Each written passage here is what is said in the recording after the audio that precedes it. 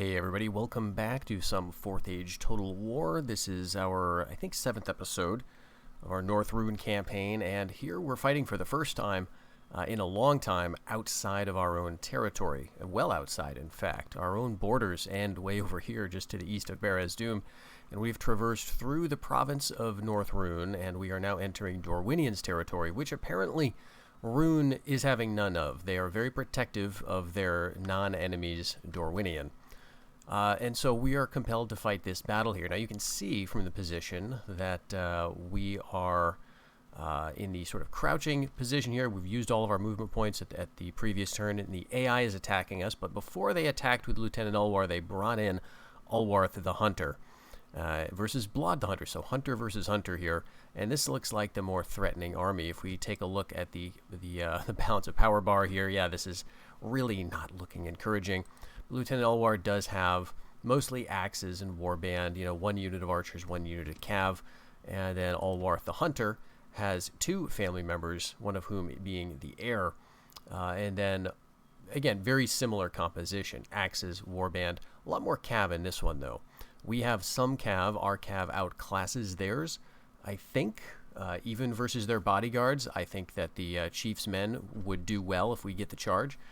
But there's just a lot of numbers, so we're gonna see how this this all shakes out. Of course, you know, we've held down the territory here fairly well, but now it feels like it's time to expand, and so that's what this battle is all about. And we are going to try to get past this. Honestly, not sure where it's going to go. And then the thinking is, what do we do from here? So just looking at the map here, we've got Dorwinian. We've got Rhun over here to the east of the map, of course, and then that's what we're going to be considering. And so I just want to, as the battle zooms in and the load screen commences here, just point out that Byron Christopher, one of the commenters, frequent commenters on the channel, always with some good advice, has pointed out that it does not seem like a good move to attack Dorwinian or really start a fight at this point. And I would agree.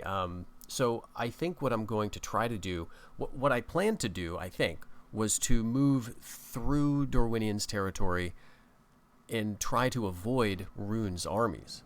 But as you can see, they're not doing that, and I'm surprised that they're not allowing us to walk through Dorwinian. It's probably because we just marched through Rhun's own territory, and so that's why they're feeling so defensive of it. So after this battle, assuming we win, assuming we look like we're in good shape after this, which we may very well not be, then we'll have to decide, you know, what to do next. But here, I kind of like the terrain, but these trees are bumming me out. It's not really going to help either side too much. The slope is okay here, but it's very annoying, as I'm sure you know if you've played any of these games. It's very difficult to fight in trees, just the visibility. And of course the AI doesn't have that same disadvantage that you do, although they are stupid in other ways, right? The AI does have its own share of problems. So maybe we do want to set up here. This crest looks pretty decent. So from where, and yeah, this is bad because the reinforcing army is going to come from down here.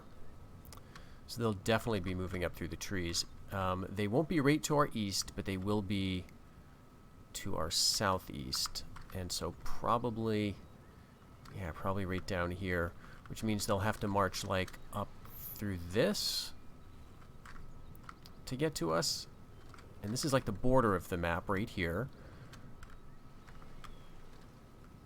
So if we claim this position, I think this is the best spot.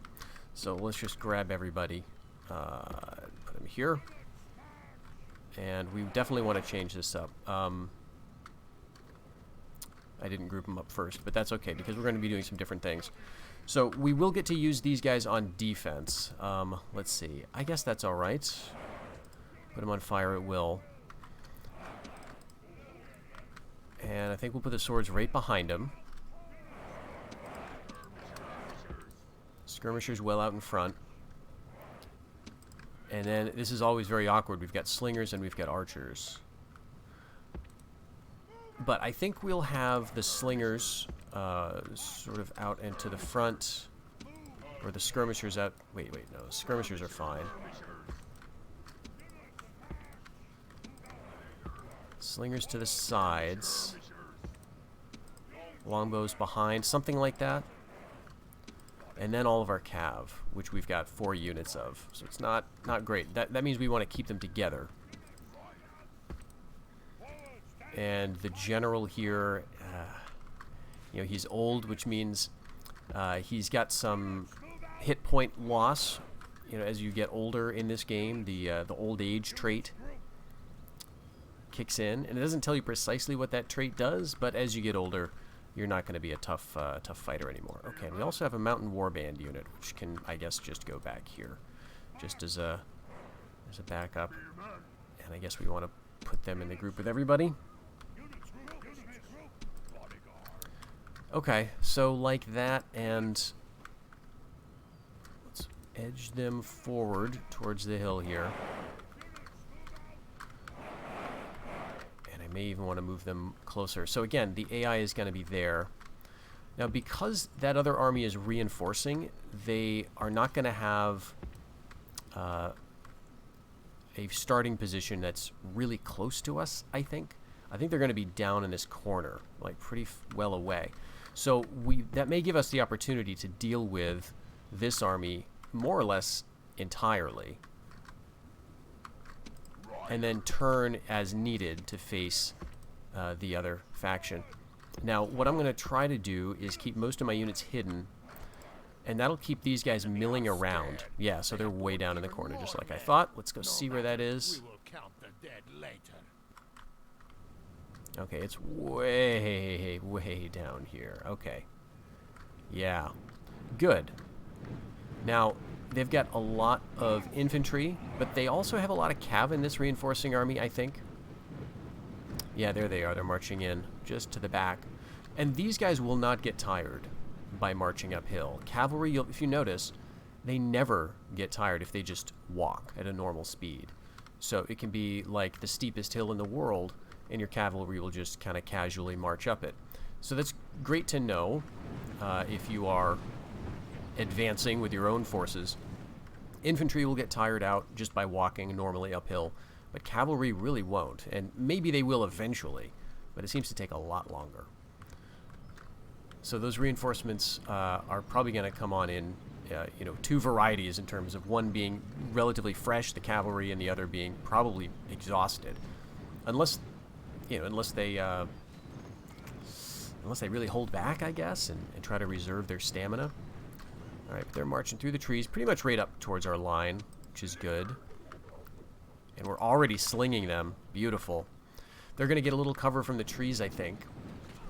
I have not, like, examined this statistically to see, like, what exactly the trees do, because the guys do, for the most part, walk around the trees. Like, they are a physical blocking, you know, barrier, right? So you've got to think that these tree trunks are blocking some arrows and, you know, sling bullets.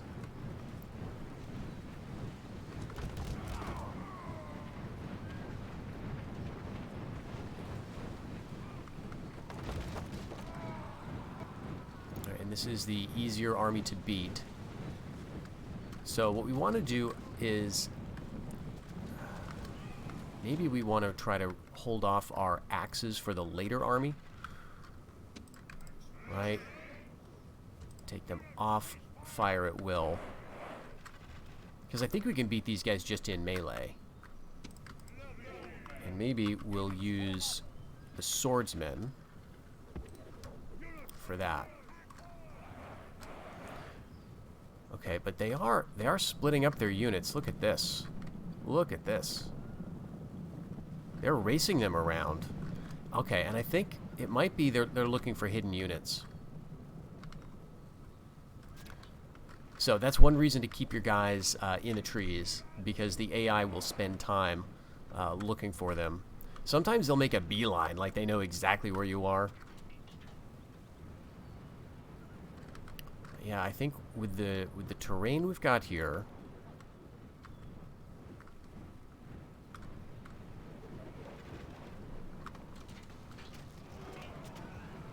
okay, Axemen of Rhun down to 55, down to 53 over here. Alright, let's attack now.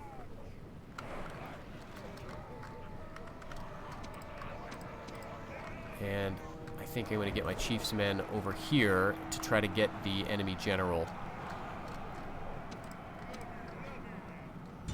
Alright, let's send in some support with the axemen.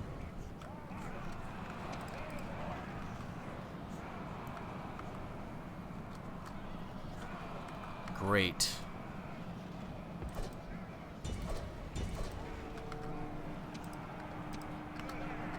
Alright, this is not going so well, but the general's routing. Attack and drive them back in the same way. Alright, I'm not going to bother following him. Good, we're seeing some routing over here.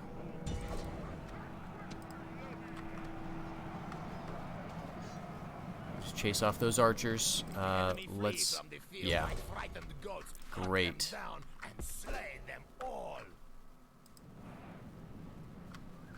Okay, so all of you guys, let's reform right about here. We'll stop them all from firing, and you... Let's see, behind the axes this time, I think. That was great. Okay, I think we'll get back up the hill.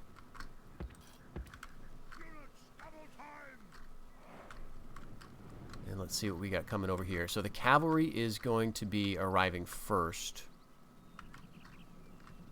I hear hooves. There they are. Chieftain's Guard. Oh. Alright, do they have... He's got all the cavalry with him? Not all, he's got some. Oh, this is the 2 units of Chieftain's Guard. Okay, if we can get them... like, before the rest of the army approaches... The problem is they're so spread out that I can't easily keep track of them. Okay, here's the Easterling Cav, but that's only 2 units. They've got like 4 or 5. Here's some infantry. So none of the infantry they have is better than what we've already faced. The difference is they're possibly going to have higher morale thanks to whatever traits this general has. So if we take him out, that is going to help for sure.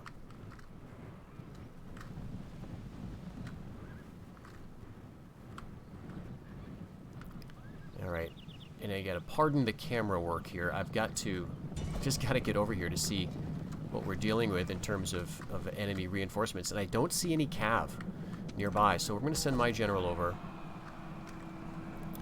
We're charging in, we're winded, and they're going to skirmish away, I guess, or maybe they're not. This is not going to be a great charge, but if we can at least catch them. All right, we're killing some of them.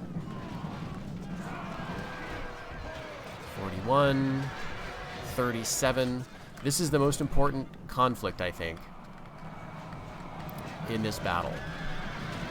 Oh my gosh, we're destroying them.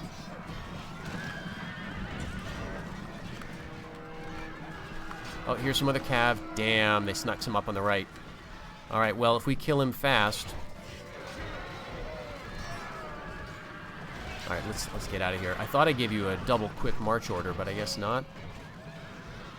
We're gonna take him out. We didn't kill the other general, though. Where'd he go? Oh, he's right here still. Okay, 3 men here, 2 men here. Get away, please. Back to the army. Damn it, they're gonna catch us.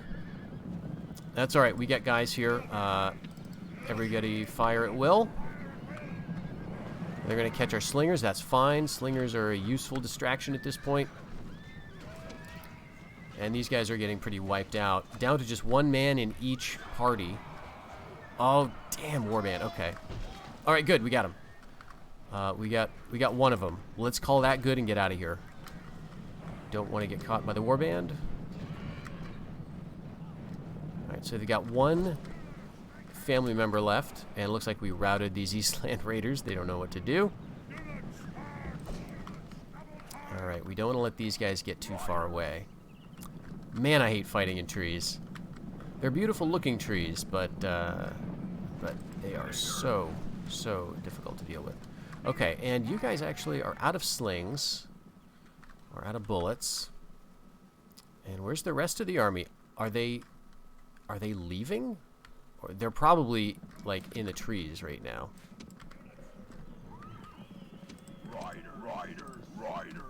Okay. Where's that big party of warband? Are they just heading back home?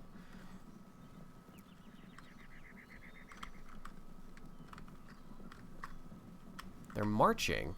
So it makes me think they're not withdrawing. If they were withdrawing, they would be double marching. They're very tired, though, as you can tell by how slowly they're moving here. Alright, so I'm thinking we're not quite done yet. We've got a couple of cavalry here. They're confused. Alright, I think I'm going to get the group back together. And they've got a unit way out here. What's that? We've done pretty well in terms of numbers, right? We've lost a good amount off of each of these units of Barding Watch levies. But we haven't really used our hillman axes at all. So I'd love for them to do a well-organized push up the hill and just, you know, present nice targets for my axe throwers. But I think we beat them, and now we broke their AI. Sometimes this happens when you're fighting sort of places where ambush is a possibility. The AI, if you beat the first wave, they sort of lose functionality. They're not sure what to do.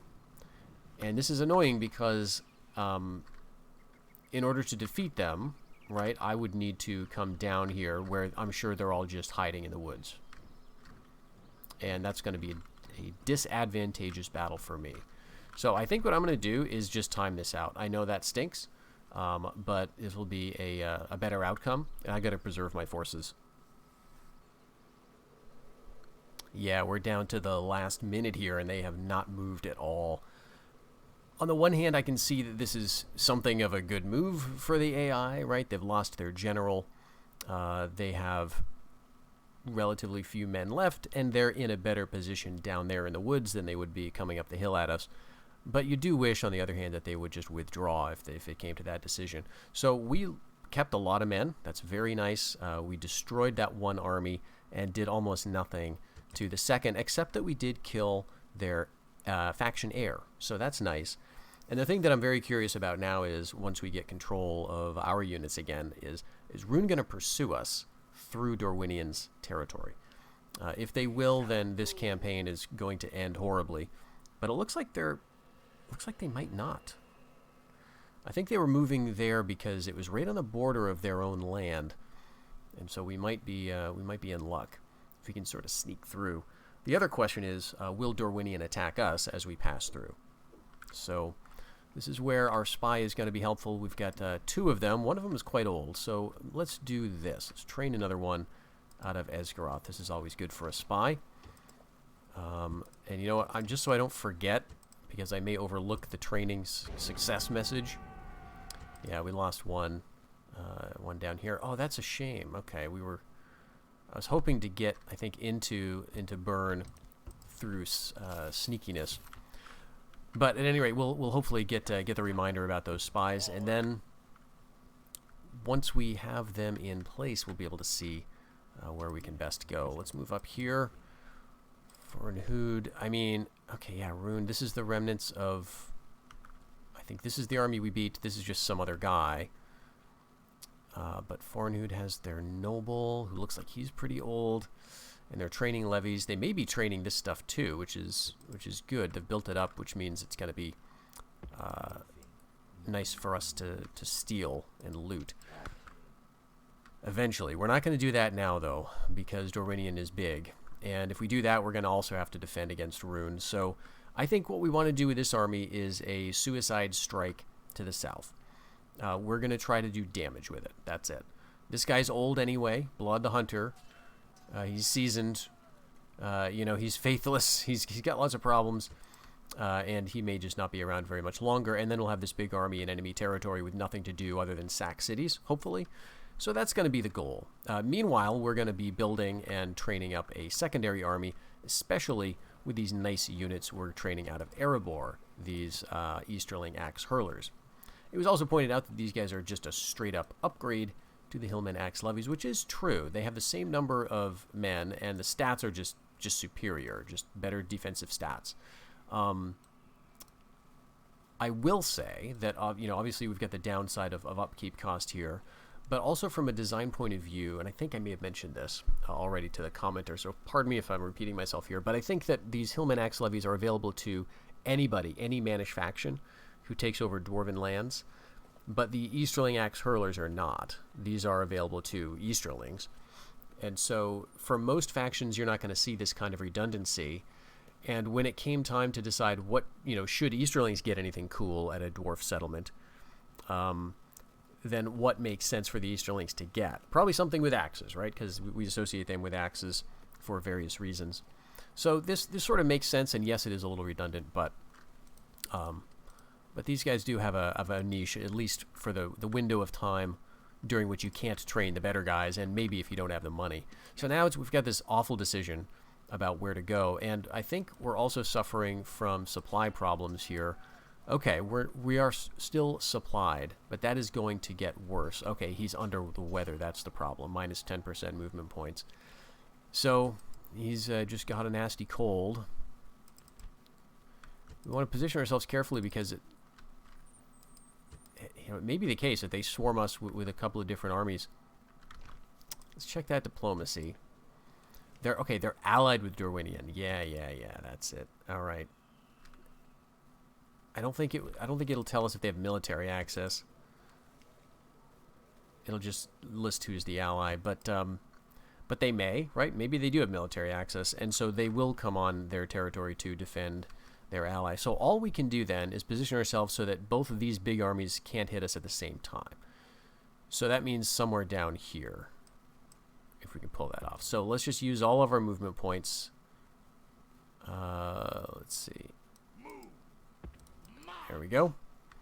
We'll keep an eye out for mercenaries once they're available, and we may as well pile on these chiefs men, which, yes, you can do. Several people pointing out that they were surprised about the merge capability in Rome Total War. You do have to be careful with it. I think, in fact, there's a setting that you can choose. Is it auto merge units?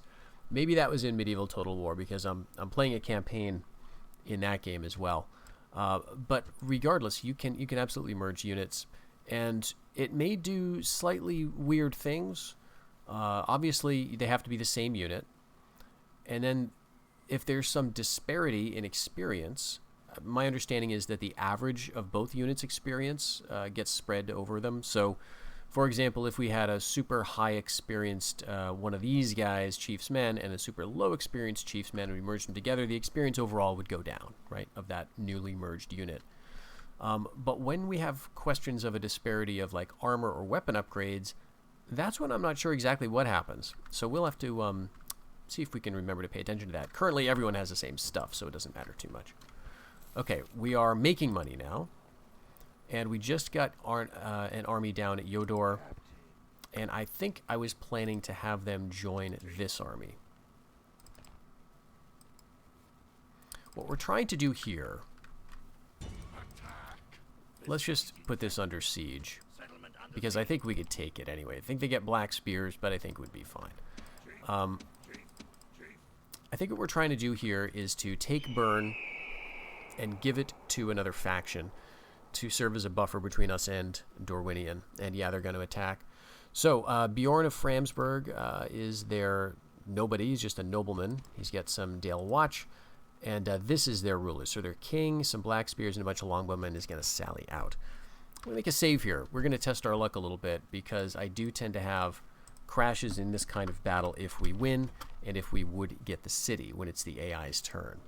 So I should have saved before this point in time. What we could do if this fails is fall back. So maybe that's what we'll be doing shortly.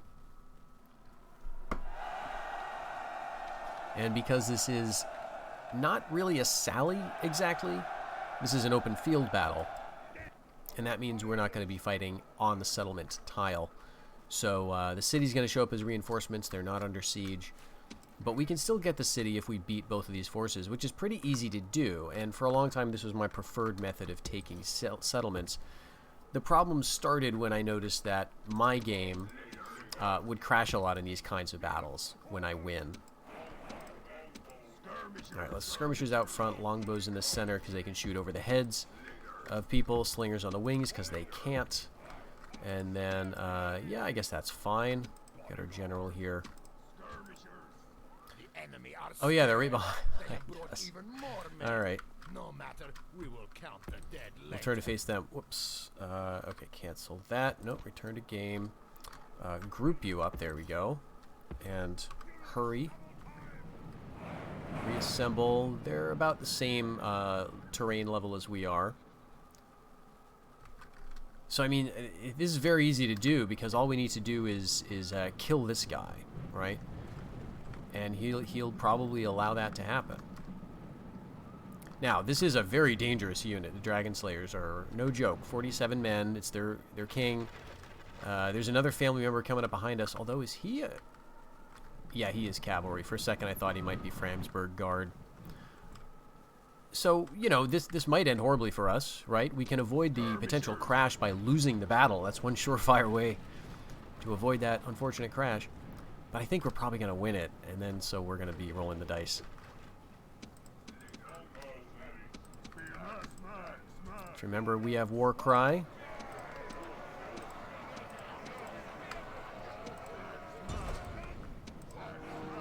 And the Black Spears, we want to get around them. But they're holding back because they're going to be absolutely devastating on a rear charge. They're not taking any losses currently. We're dueling with their longbows, which is fine. Alright, let's send the Axemen over to the Black Spears. We want to surround both of them. We still got some War Cry juice left in us, so let's just throw them in while that lasts. Oh, you hate to see the Black Spears shooting their javelins in melee. Still got 71 men. Yeah, here they go. I'm going to do another volley. Yep. It's going to destroy our... What are they shooting at? Oh, yeah. Took out a bunch of warband, it looks like. Okay, so let's turn to deal with that.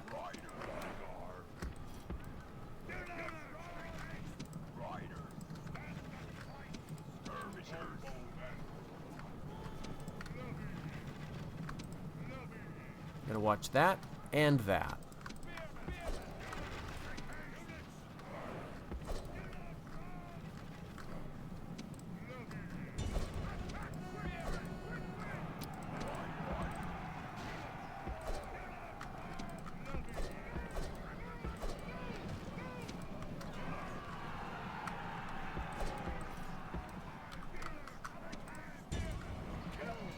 They're not moving, and the Black Spears, look at them.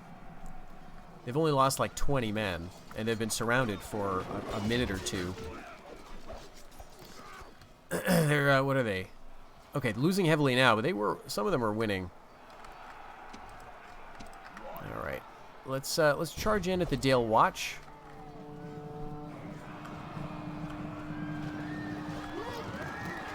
We are going to catch some of their bodyguard units. Okay, we get them down to 11 men. Oh, yeah. Alright, we'll keep them in that fight, and then that's the time this guy's probably going to charge. We could just lose this, right? They could just swoop in and rout our forces.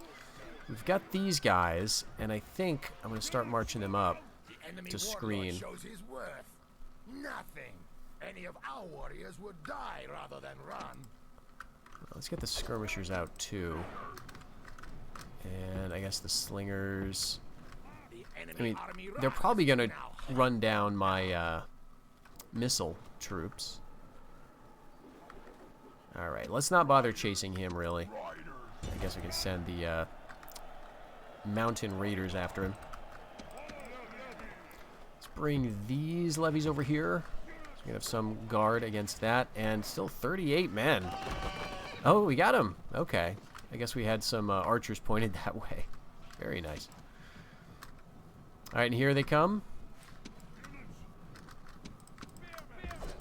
I mean, they may just break that line here. Barding Watch levies, they're getting a nice charge.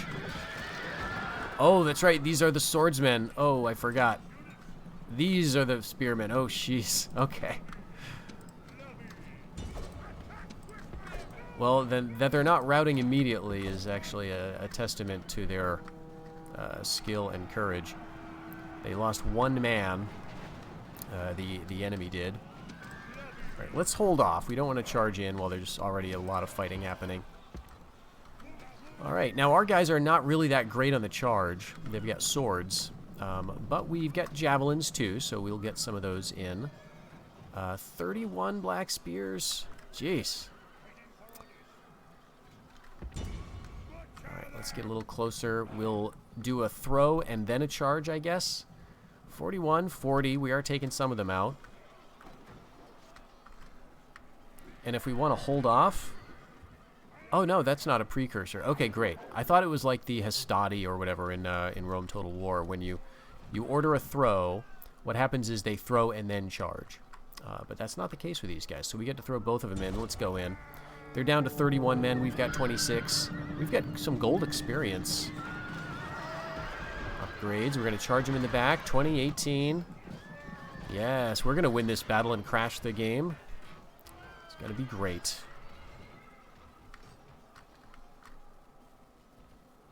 Seven, 6, 5. Oh, yeah. Morgan the Hunter is a pretty good fighter, it turns out, when he's, you know, charging from the back. There goes the king.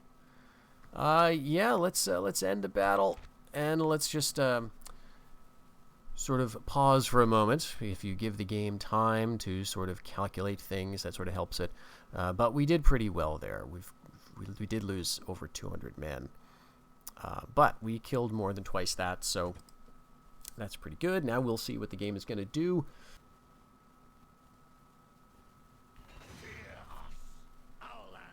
All right, burn. Let's occupy that.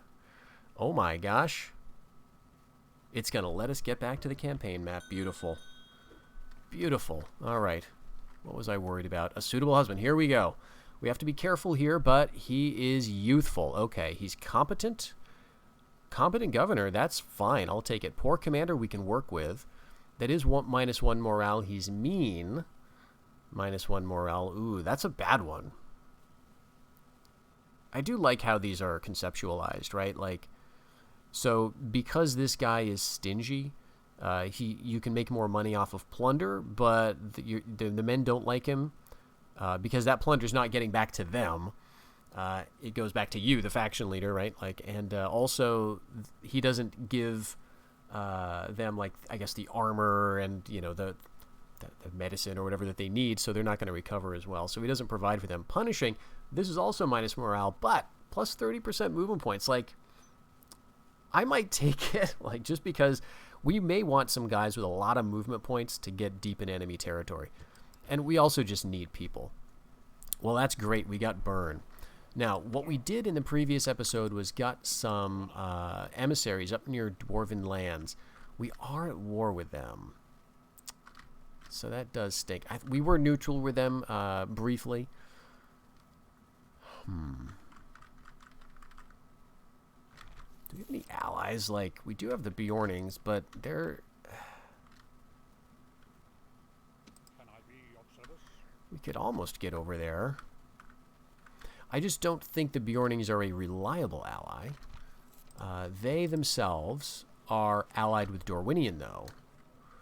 And they'd be easier to manage, I think. And that way we would at least get some trade income. So let's do that.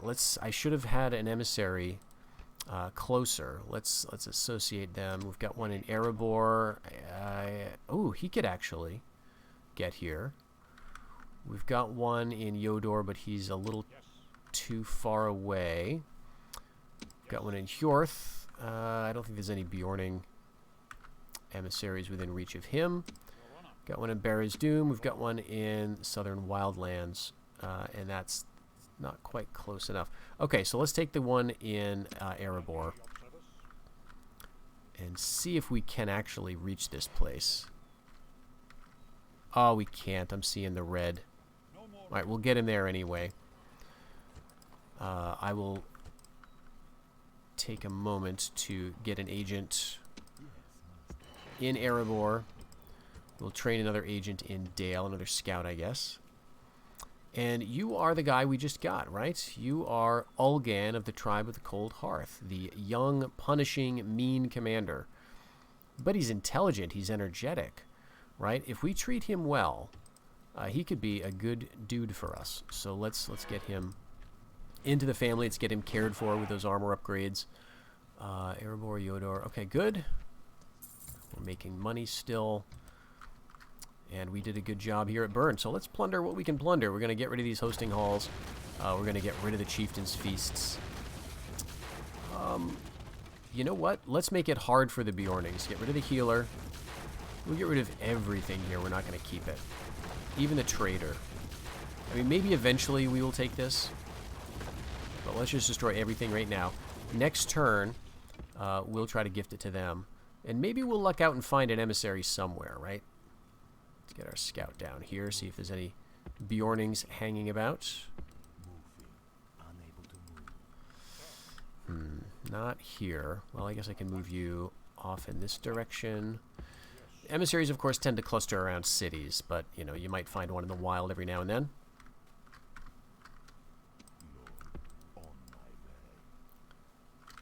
Okay, let's move you back over towards Rovenost and in that direction. I think that what I'm going to hope for with regard to Dorwinian is that they don't attack us like this very turn, which I don't think they will. They don't have a great force available right here. But I also hope that they're going to get into big trouble with the Reunited Kingdom and Rohan, and that these two factions start pushing north, because they would, I think they would struggle to hold territory in Rovanian in a way that Dorwinian won't, because it's basically, it's homelands for them. But Rohan and the Reunited Kingdom are going to get sort of to the limit of their supply and their good units, so I think that'll be the good move. We also were not attacked here. Blood the Hunter is free to continue. Now, I do see that we've got some big armies headed west again, but I think, like the previous ones, they're probably going to stall out or maybe just guard the pass near the Iron Hills, and we can just avoid them.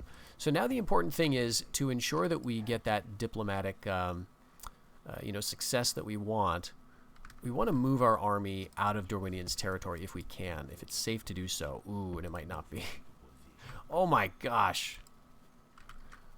So, okay, we've got not great stuff. It's the same old, same old. Here we've got some Wains, though. They're training war Wains. They got some spears. And they got some Riders of Rhun. They got some good tier 3 stuff here. Okay, and in terms of where they can march, okay, Worth the Hunter is actually terrible in terms of movement points. He must be old and sick. So his army's gonna go slowly. And we could get right down here, right? That one army could hit us, but Borlas the Hunter, this looks pretty weak. So let's risk it. We'll get off of Dorwinian's land. Did I miss some mercenaries back there? We'll see. We'll flit over the border again, and the next turn. I'll just get you down here. Okay, so that'll be the big thing to check for. We made a lot of good money there. So do we want to spend it now? I guess we could start working towards Hjorth. We now can train things.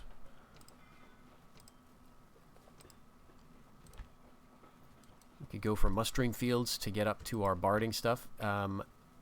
This is currently not, anything. It's not military or financial yet, so we could make that decision.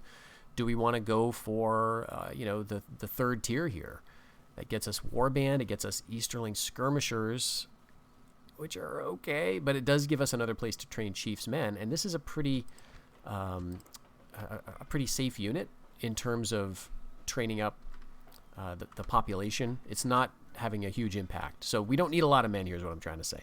Let's go for that. Let's go for mustering fields, and then we'll get on the military development. We'll get up to Chief's men there.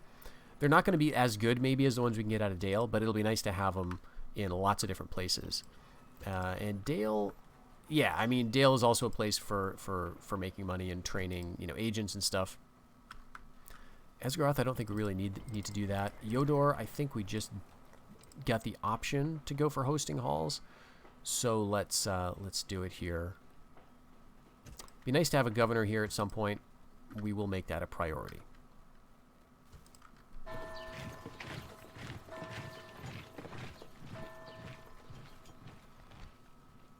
Okay, they want to trade. We do technically border them across the Iron Hills. I don't know if we actually trade, but let's ask for some money because we may get some cash out of it. Let's ask for 3,000. It's ridiculous. We'll give 380. Okay, I'll take it. So now we're at least trading with them, and then we're gonna break the border with them at Burn. Right, we're gonna get rid of that.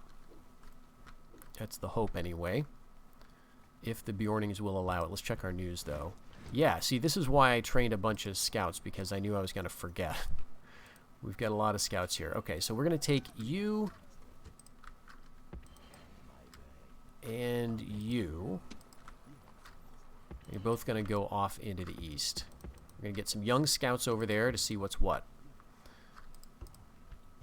We lost the noble in Esgaroth. That is a shame. He was doing us a lot of good, but he built up about as far as I wanted to, honestly.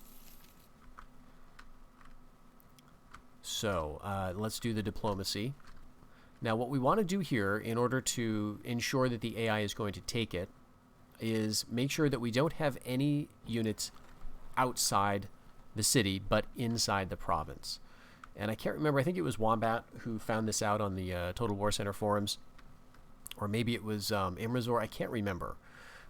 But regardless, there's not an insight of my own, I don't think. This was someone else who realized this. So you can have guys in the city, or you can have them entirely out of the province. And I think what I'm going to do is take them entirely out of the province. Just so I can avoid any awkwardness, because what happens is you get kicked out one tile if the diplomacy deal goes through. Your army is standing right next to their army. Now, we're allied with them, but I'm just paranoid, right? Maybe they'll drop the alliance unilaterally here as part of the deal, and then we can't move because we're in the control zone or something. I don't think that's ever happened, but I just want to get my guys out. So let's do this. Now, what we need to do is offer them the province, and it helps if it's a province that is bordering one that they already own, and I think that's the case with Burn. It might not be. We're going to offer it, and we also want to add some money to it to sweeten the deal, and you would think this is completely stupid and ridiculous. Why would you have to? And that's fair, right? That's a fair point, but this is just the way it works. And so the question you have to ask yourself is this: would you rather give up some money and a town in the short term, and in the long term gain a lot less hassle, right? Because we could keep this province and we could build it up, and eventually it would become useful to us. And of course, Dorwinian just got trade rights with us, and we're neutral with them. The problem is, I know what's going to happen. Dorwinian is going to attack us. It's not going to take very long. And I just don't want to deal with them right now. I'd rather attack Rhun before Rhun gets unmanageably big, and they're close enough to that, I feel like. So we're doing I think the responsible thing here. We're keeping our borders secure, or at least more secure, by gifting this to the Bjornings. And yes, it cost us some cash, but now the Bjornings, who are currently allied with Dorwinian, actually the Dorwinian owns the Bjornings. Oh, that's even better. So what that means is the Bjornings are very likely to be a passive neighbor. And so Dorwinian's not going to attack them, most likely. I mean, they may, because the AI does stuff like that. But that just feels a lot better. This is a trading partner now who I feel very good about.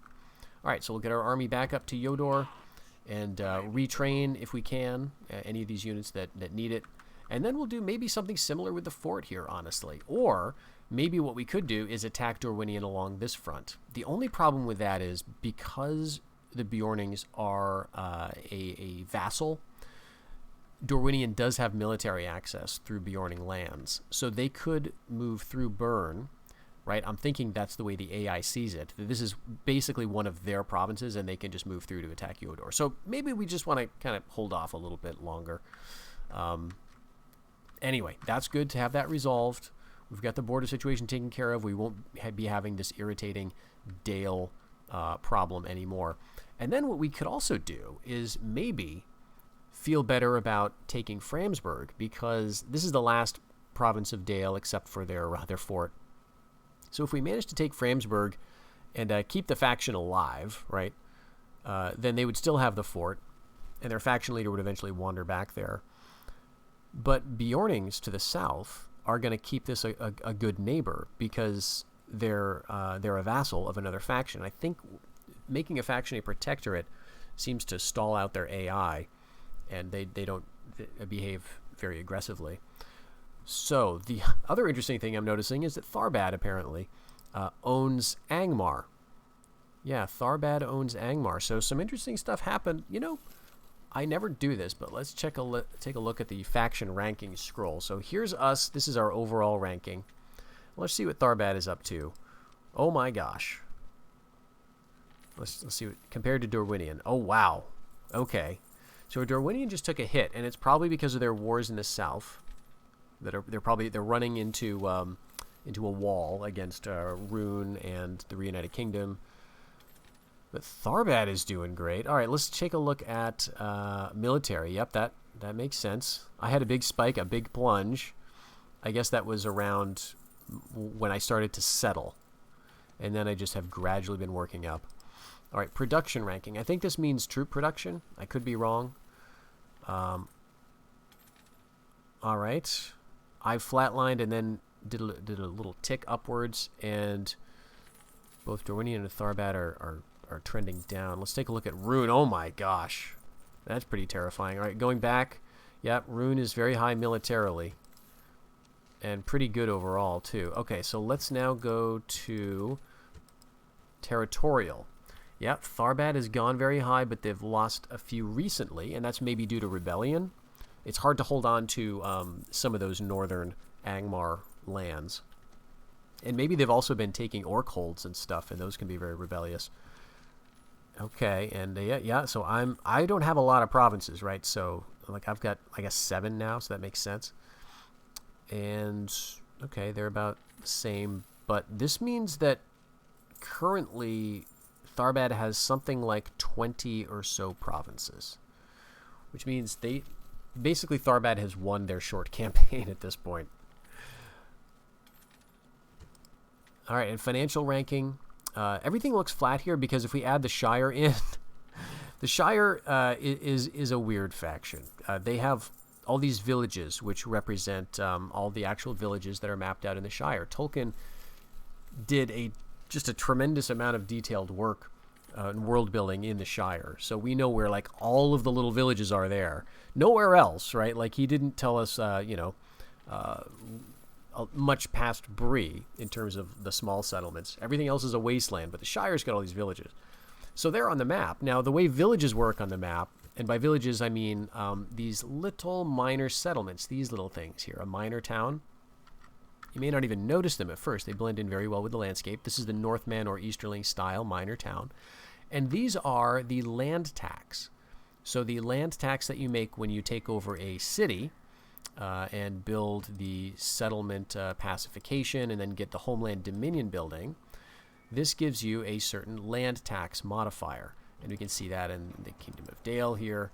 This is land tax. Now that's supposed to in the mod represent, like, I don't know, like the rents or whatever the peasants are growing on the farm and they give it to you, right? So it's the income that's tied in a way to the population density, but is not related to income taxes. So, right, so it's separate from the income taxes. It's separate from the tax rate.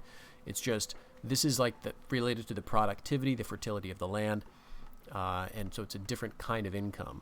However, this is modeled using the mining stat.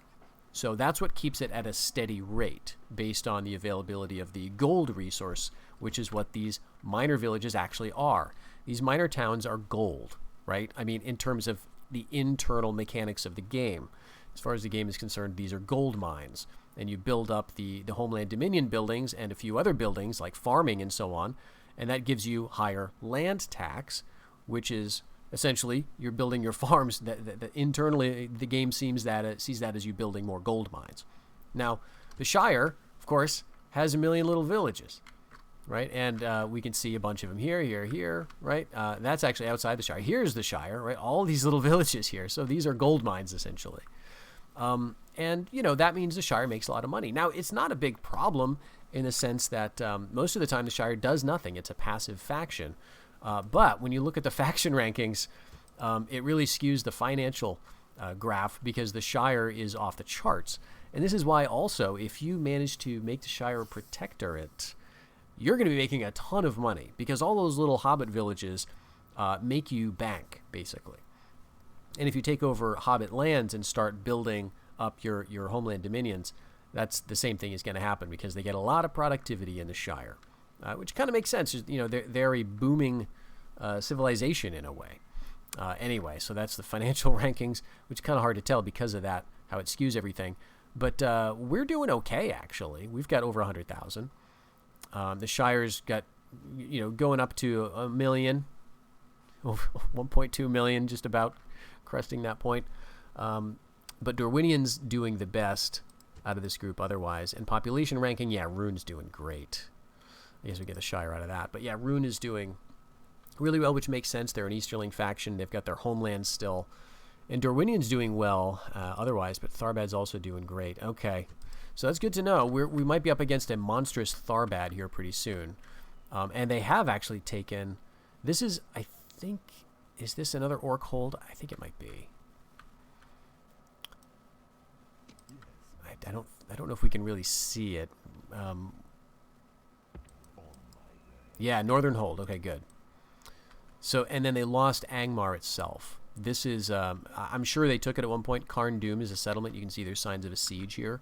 But this is a very difficult place to hold. So they've probably been dealing with that. Okay, very interesting. You can see that they've got the basic Tharbad stuff. Someday I will do a Tharbad campaign. They've got a very, very strange, interesting roster.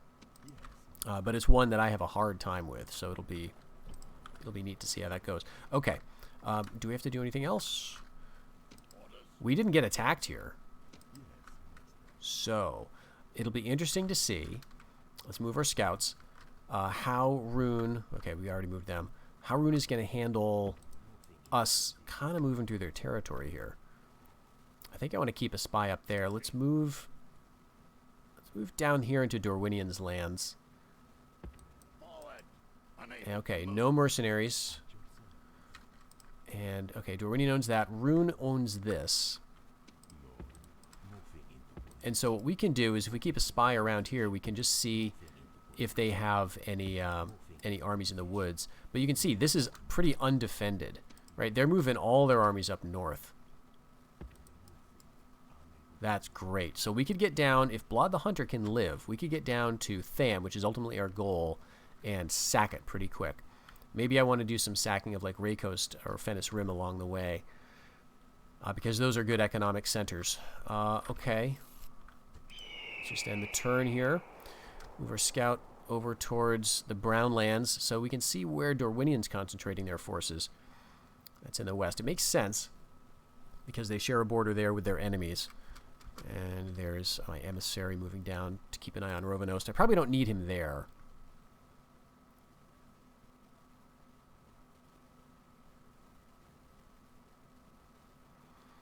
Okay. Let's take a look at this border, though, since we've got a spy. Alright, Rhun is looking pretty good. Oh. Oh, that's right. Did I know that? Yeah, okay. Rhun is not looking good. Dunland is going nuts. Wow, okay.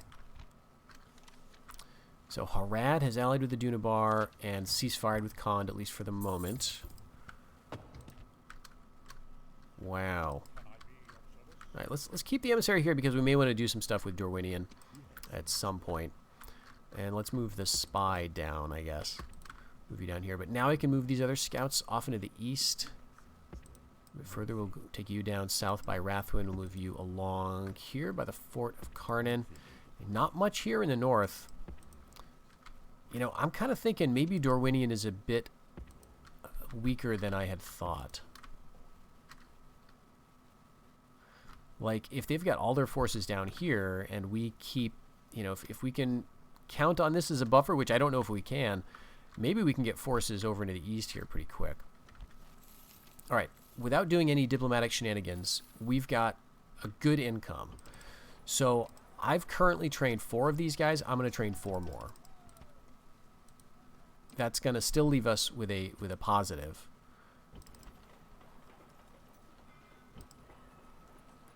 And let's see, what did we go with here? We went with financial. We've done all the financial stuff we can do. I don't know that it's worth it to get the swordsman, so we're going to hold off there. And every place else is building. And so now, yeah, okay. I don't think there's anybody in the trees. Let's just blindly go in. All right, I didn't mean to move him quite so far. What I wanted to do is get him in an ambush position so they wouldn't see us there. Let's see. The Rhun could also have a lot of forces here because they share a border with Dorwinian here, but that's an ally. So it may not be an area of concern for them. I'm going to want to get into the trees, I think, in the next turn or two. Wait, what? What were we doing? Okay, we're moving you into Yodor. Don't panic. Just ignore that. I had queued that up years ago. It looked like a battle screen all of a sudden. Okay, we're fine.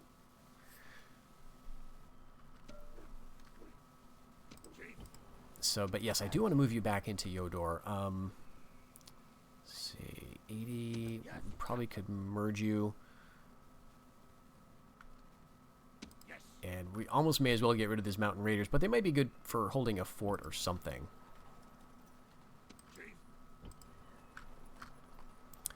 Okay, because I'm a little concerned, I think what I will do is move these axe levies, because they're so cheap, back into the Iron Hills. They can just be a garrison, and we can use them later. So what do we got? 1, 2, 3, 4. We got 6 units, so we got 2 to get rid of. Let's merge you. That's pretty easy. And let's actually take you out. We'll do something else with you. Okay. So that'll be good, and we can retrain all of you. That's right, he's got a Blade of Renown. He's an expert governor. He's old, though. Okay, so here's what we will do with him. We're going to pass along that Blade of Renown. Yes. Blade Renown through Middle Earth. We're going to give it to your, I don't know, son-in-law. Let's see what the family relationship is there. Okay, there's none, because all these people are... Yeah, he's not even on the family tree. He was adopted by somebody, though, right? He brought into the family. So we're gonna pass along the Blade of Renown to Ulgan of the tribe of the Cold Hearth, whose people have long dwelt in the far northern wastes. All right, he's shadow-touched. Oh, that's right. Okay, no, Worgen the Hunter is different. But he is of the same tribe. So he's giving this to a member of his tribe. So that's nice. He's a follower of darkness, youthful. He's a Highlander. He only gets the bad traits for this, though. -5% trade, which is a bit of a shame. But that's all right. We're not really going to use him as a governor. We're going to use him for other things. So, to that end, let's assemble an army here. We're going to have the mercenary longbows. I think I'm going to keep the slingers in this force. And I'm going to bring along the axes, because they otherwise are not going to get any action. Let's bring Chieftain's Guard. Let's bring all of you.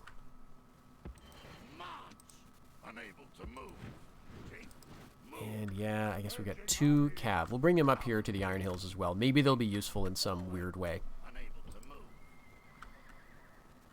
And yeah, I'm going to bring all of the Easterling Axe Hurlers. I don't think I'm going to bother with Hillman levies, but I will take the Barding militia levies because they've been surprisingly good. So I'll take a couple more of you, and let's train 1 more. Let's train a 4th unit of Chief's men. So, and we're going to get 1, 2, 3 more of these guys. So maybe I want to grab some skirmishers as well. Queue up one of those. Orders. Forward. And that'll be pretty full. Okay, nothing really surprising there. And that's it for that. Alright, we are in ambush mode now. And now we want to take a note of the winter weather. Basically, Raycoast is the last settlement you can fight in where there's going to be snow in the wintertime. Every place else, we're not going to get any snow bonus. That's not a big deal for this army because most of these guys don't actually get the bonus for fighting in the snow. Some of them do, but a lot of them don't. And so it's not going to give us the advantage. But as we start to conquer, Raycoast is going to be, you know, about as far south as we want to go. Maybe we'll get Tham, right, if we get to that point. But let's move the other spies first.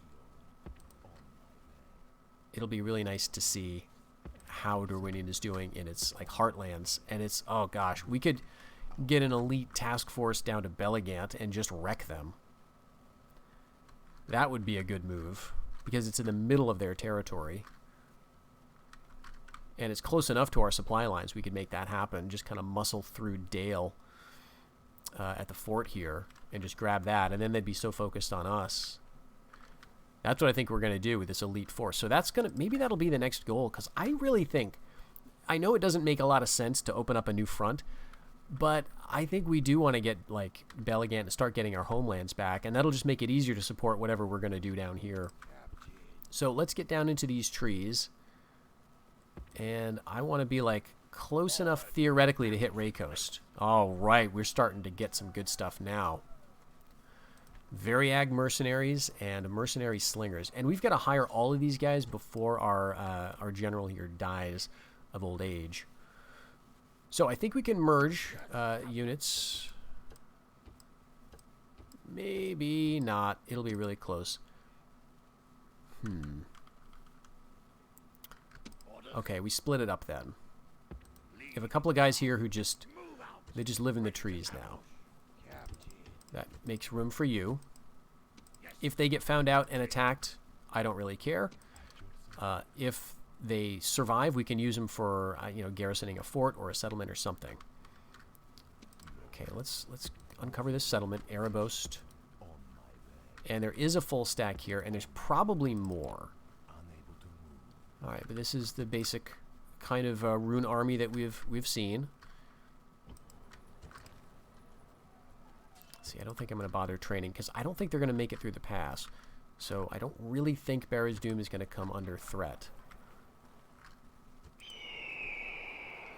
All right, yeah, Dunland is just sacking its way through Rhun and holding it. It looks like.